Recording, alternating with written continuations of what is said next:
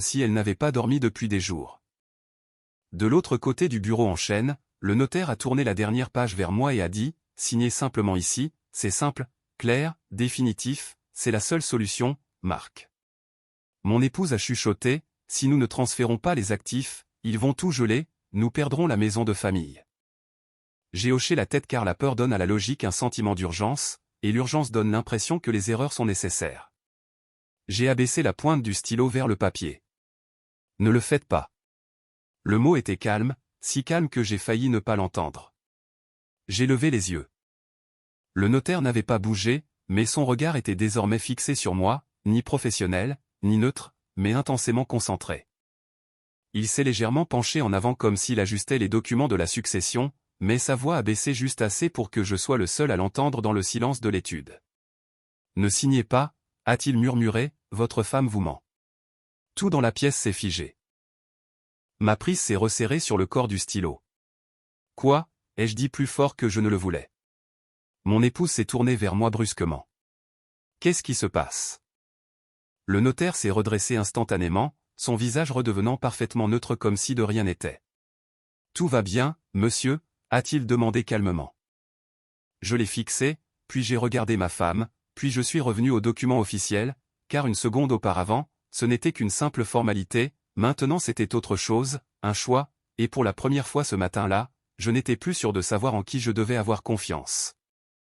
Je m'appelle Marc Lefebvre, j'ai 42 ans et jusqu'à ce moment précis, je croyais fermement en deux choses, que ma femme ne me mentirait jamais et que l'urgence était toujours synonyme de vérité, ces deux certitudes étaient sur le point de s'effondrer. L'héritage n'était pas seulement une question d'argent, c'était tout le patrimoine de ma mère, sa maison de famille en Bretagne, ses placements prudents, la dernière chose qu'elle m'avait laissée après une vie discrète de discipline et de sacrifice. Elle disait souvent, ce n'est pas pour le confort, Marc, c'est pour ta protection, je n'avais jamais vraiment compris ce qu'elle voulait dire jusqu'à ce rendez-vous. Mon épouse, Élodie, était venue me voir 3 jours plus tôt avec une histoire qui semblait juste assez réelle pour me faire paniquer, un grave problème professionnel, son agence immobilière de luxe faisait l'objet d'un contrôle fiscal sévère, quelque chose concernant une responsabilité interne. Des comptes gelés, une exposition temporaire qui pourrait déborder sur nos biens communs et nos économies. Son avocat, un certain maître Renard que je n'avais jamais rencontré, avait apparemment conseillé un transfert immédiat de mon héritage vers une société de gestion protégée sous son contrôle exclusif jusqu'à ce que la situation se stabilise.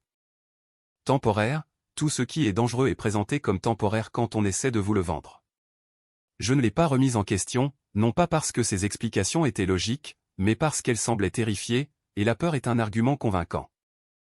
Mais maintenant, assis sur cette chaise de cuir, le stylo survolant le papier, je repassais mentalement tout ce qu'elle m'avait raconté, et pour la première fois, j'ai remarqué que quelque chose manquait, des preuves, pas un seul document officiel, pas une seule notification du fisc. Juste des mots soigneusement choisis et un timing calculé. J'ai de nouveau regardé le notaire, il ne bougeait pas, ne me regardait plus, mais il en avait déjà dit assez pour tout faire basculer, et maintenant je devais décider, étais-je sur le point de sauver mon couple ou de tout abandonner à un mensonge. J'ai posé le stylo sur le bureau, sans fracas, juste assez pour rompre le charme du moment. Élodie l'a remarqué immédiatement. « Marc, a-t-elle dit, sa voix montant d'un ton, qu'est-ce que tu fais ?» Je me suis adossé à mon siège pour gagner un peu de temps. Je réfléchis, c'est tout, ai-je répondu. C'est tout ce qu'il a fallu pour que sa posture change, c'était subtil, mais je le percevais maintenant, l'urgence est revenue en force, pas une peur sincère, pas une inquiétude pour nous, mais une urgence de prédateur. Nous n'avons pas le temps pour tes réflexions, a-t-elle dit avec une rapidité nerveuse, je t'ai expliqué ce qui arriverait si nous attendions, ils vont tout bloquer, ce papier doit être validé aujourd'hui même. Doit, encore et toujours ce mot d'ordre. Je me suis tourné vers l'officier ministériel. Puis-je avoir une minute de réflexion, ai-je demandé. Il a hoché la tête solennellement. Bien sûr, monsieur. Je me suis levé. Moi aussi, a dit Élodie en se levant d'un bond avec moi. Non, ai-je rétorqué un peu plus sèchement que je ne l'avais prévu, je veux être seul. Cela l'a figé une seconde, puis elle a esquissé un sourire, pas un de ces sourires tendres auxquels j'étais habitué, mais un sourire de pur contrôle. Marc, a-t-elle dit d'une voix mielleuse, ce n'est vraiment pas le moment de devenir paranoïaque. Paranoïaque, le mot a résonné étrangement. Je suis sorti dans le couloir de l'étude, la lourde porte s'est refermée derrière moi et pour la première fois depuis qu'elle m'avait parlé de ses problèmes financiers, j'étais plongé dans le silence. Le notaire est sorti me rejoindre un instant plus tard, sans hâte, sans aucune pression, avec une dignité calme. Il m'a regardé droit dans les yeux et a dit doucement, « Vous n'avez vu aucun document de procédure, n'est-ce pas ?» J'ai secoué la tête négativement. Il a hoché la tête une fois, puis a prononcé la phrase qui a tout éclairé d'un jour nouveau. « Alors monsieur, ce n'est pas de l'urgence, c'est une tentative de soustraction. » Soustraction, ce terme juridique est resté gravé dans mon esprit plus que tout le reste. « Que entendez-vous par là ?» ai-je demandé. Le notaire a pris le temps de peser ses mots. « Dans ma profession, a-t-il dit calmement, la véritable urgence s'accompagne toujours de preuves tangibles, de courriers recommandés, d'actes de procédure, de délais légaux qui existent indépendamment du récit d'une personne. » Il a jeté un regard vers la porte close. « Votre dossier ne contient rien de tout cela. » Ma gorge s'est serrée. Elle m'a pourtant parlé des instructions de son avocat. Alors exiger de lui parler directement, a suggéré le notaire, maintenant, sans intermédiaire, c'est simple, c'est évident, et pourtant je ne l'avais jamais exigé. J'ai hoché la tête et me suis dirigé vers la porte. Avant que je n'entre, le notaire a ajouté une dernière chose. « Si je fais fausse route, a-t-il dit, vous ne perdez absolument rien en procédant à ces vérifications, mais si j'ai raison, il n'a pas terminé sa phrase, il n'en avait pas besoin. » Je suis retourné dans le bureau. Élodie a levé les yeux vers moi instantanément, avec une attente trop visible. « Tout va bien ?» a-t-elle demandé. J'ai repris ma place très lentement, puis j'ai repoussé les documents officiels vers le milieu du grand bureau. « Appelle ton avocat » ai-je dit. Un silence pesant s'est installé, pas de la confusion, pas de la surprise, juste un vide sidéral. « Maintenant » a-t-elle demandé. « Oui, maintenant. » Ses doigts se sont crispés sur son smartphone. « Il est sûrement en audience au tribunal, je te l'ai déjà dit hier. »« Alors nous allons attendre qu'il sorte » ai-je répliqué. C'est à cet instant que son masque a glissé, révélant une irritation vive, un besoin de contrôle presque dangereux. « Nous ne pouvons pas nous permettre d'attendre, Marc, » a-t-elle lancé, « tu ne sembles pas réaliser l'ampleur de ce qui est en jeu pour nous. » J'ai soutenu son regard. Pour la première fois de la journée, je ne cherchais plus à comprendre son point de vue, j'observais simplement son comportement, et ce que je voyais ne ressemblait en rien à de la détresse, cela ressemblait à de la coercition. « Mets-le sur haut-parleur » ai-je ordonné. Élodie est restée immobile, un silence qui en disait plus long que n'importe quelle justification. « Marc » a-t-elle repris en baissant le ton, « ce n'est pas de cette manière que les affaires se règlent. »« Alors explique-moi comment elles se règlent » ai-je répondu avec un calme olympien. Le silence s'est de nouveau étiré. Le notaire ne disait rien, mais je sentais qu'il suivait chaque mouvement. Élodie a fini par déverrouiller son téléphone, elle a fait défiler ses contacts, s'est arrêtée, puis a incliné l'écran pour le cacher à ma vue en lançant l'appel, un autre petit indice de sa duplicité. Elle a porté l'appareil à son oreille. « Ça sonne » a-t-elle dit. Nous avons attendu 10 secondes, puis 15, puis elle a fini par raccrocher en fronçant les sourcils. « Pas de réponse » a-t-elle dit, comme je le craignais, il doit être, rappel, ai-je tranché. Cette fois, elle n'a même plus essayé de dissimuler son agacement. « Marc, cela devient ridicule. » Rappel, encore une fois. Elle s'est exécutée, même résultat, le vide. Je me suis penché en avant. « Donne-moi son numéro, je vais essayer depuis mon poste. » Ses yeux ont lancé des éclairs. « Pourquoi ferais-tu ça ? » « Parce que je vais l'appeler moi-même. » Une autre pause, beaucoup plus longue. « Il ne prendra pas l'appel d'un numéro qu'il ne connaît pas, » a-t-elle affirmé. « Ce n'est pas le problème, donne-le-moi. » Désormais, l'évidence crevait les yeux, ce n'était pas un simple contretemps, c'était une stratégie d'évitement délibérée. « Élodie, ai-je dit d'une voix posée, donne-moi ce numéro de téléphone. » Elle m'a fixé intensément, comme si elle calculait ses chances de réussite, puis très lentement, elle a posé son téléphone face contre la table.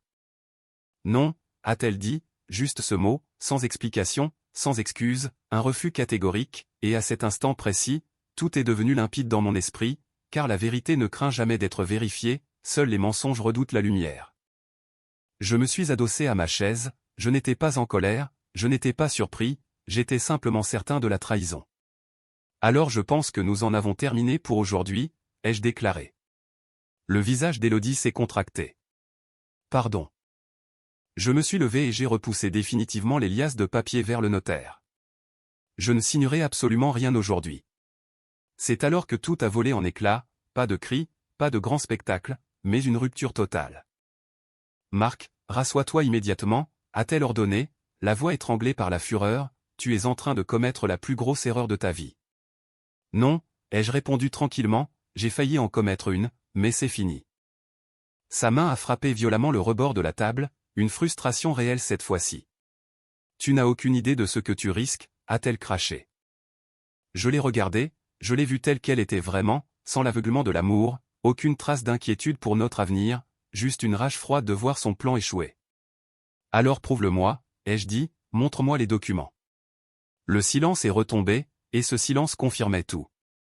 Le notaire a tout sauté discrètement pour briser la tension. Nous pouvons fixer un autre rendez-vous si vous le souhaitez. Non, ai-je dit, il n'y aura jamais d'autre rendez-vous pour cette affaire. Je me suis tourné vers la sortie. Marc, a crié Élodie en se levant brusquement, si tu franchis ce seuil, ne compte pas sur moi pour être encore là quand tu rentreras. La menace était enfin tombée, pas la peur de me perdre, mais l'ultime tentative de chantage affectif. Je me suis arrêté un instant sur le pas de la porte, puis je lui ai adressé la seule réponse qu'elle n'avait pas prévue. Alors ne sois plus là. Et je suis parti sans me retourner.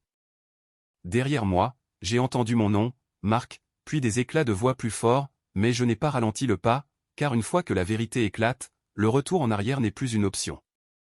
Je ne suis pas rentré directement à la maison, je suis resté assis dans ma Peugeot garée devant l'étude notariale pendant de longues minutes, repassant le film de ces 3 derniers jours, chaque parole, chaque silence suspect, chaque moment où j'avais confondu son empressement avec de la sincérité. Puis mon téléphone a vibré, c'était Élodie, j'ai regardé l'écran, j'ai laissé sonner jusqu'au bout. Un instant plus tard, un SMS est apparu, tu viens de tout bousiller entre nous.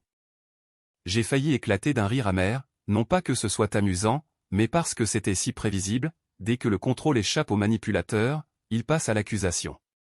Un second message a suivi, est-ce que tu te rends compte de ce que tu as fait? Oui, pour la toute première fois, je m'en rendais compte parfaitement. J'ai démarré le moteur, pas pour fuir, mais pour commencer à avancer.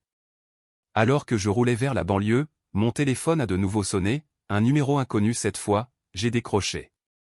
Monsieur Marc Lefebvre, a demandé une voix d'homme. C'est bien moi.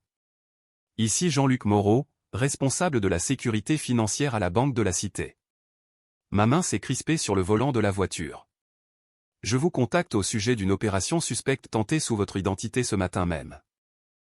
Je vous écoute, ai-je répondu. Une tentative de transfert intégral des actifs de votre compte de succession a été initiée, a-t-il poursuivi, la transaction a été bloquée par nos systèmes de surveillance en raison d'un protocole d'autorisation tout à fait irrégulier. Irrégulier, le mot était enfin lâché. Nous avons suspendu tout mouvement de fonds par mesure de précaution, a-t-il ajouté, mais nous avons besoin de votre confirmation formelle, avez-vous autorisé ce transfert vers une holding tierce? J'ai regardé l'horizon devant moi. Absolument pas, ai-je répondu fermement. Après un court silence, le ton de mon interlocuteur est devenu plus grave. Dans ce cas, vous devez être informé d'un point crucial, monsieur Lefebvre. Une autre pause, ce n'était pas une simple erreur technique, et ce n'était plus seulement mon affaire privée. Je me suis garé sur le bas-côté de la route, le moteur tournant au ralenti, le souffle court. Ce n'était pas une erreur, n'est-ce pas, ai-je répété, alors de quoi s'agissait-il exactement?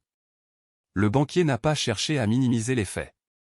Il s'agit d'une tentative de détournement organisée avec une complicité interne, a-t-il révélé, la personne qui a lancé l'ordre disposait de certains de vos codes d'accès partiels et a tenté de faire passer la validation par un canal juridique secondaire pour éviter les contrôles classiques. Mon cœur a manqué un battement. Élodie, ai-je murmuré presque pour moi-même. Nous ne pouvons pas divulguer de nom par téléphone, a-t-il précisé, mais je peux vous dire que la demande émanait d'une entité qui a déjà été signalée pour des manœuvres similaires par le passé. Similaire, ce n'était donc pas son coup d'essai, mais un véritable mode opératoire. Votre compte est désormais placé sous haute protection, a-t-il conclu, nous avons verrouillé tous les accès externes et une enquête interne est ouverte pour identifier tous les responsables. Je vous remercie infiniment, ai-je dit avant de raccrocher. Je suis resté de longues minutes dans le silence de l'habitacle.